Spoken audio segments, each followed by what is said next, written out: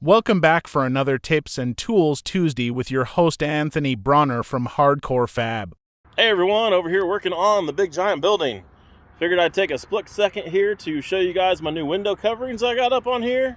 I think they give it a pretty cool look, also give us some security, and I thought while I'm working on these things I would show you guys a quick tip on how to get the solid rivet look if you guys are interested in trying to get that on any of your projects. I've got some regular old carriage bolts here and we're just going to knock it out real quick.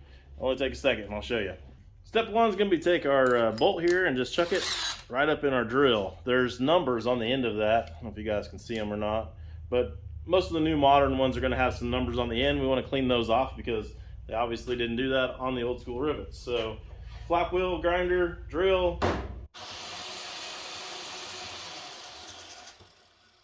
No more numbers.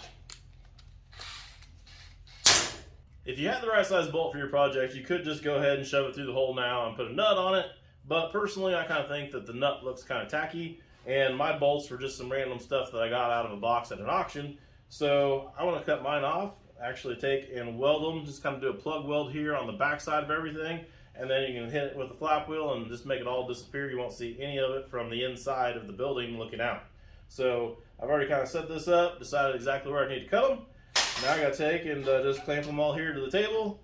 I'm just gonna sit here and cut them all off with my right angle grinder.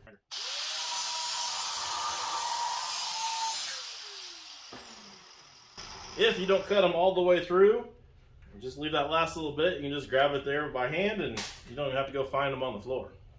Now we take our little piece we cut off and line it up here with our hole. I'm probably 1/8 of an inch shy of the top of that there. That'll give me plenty to go in there and start welding on the bolt and then fill up the whole hole and tie everything all together real good.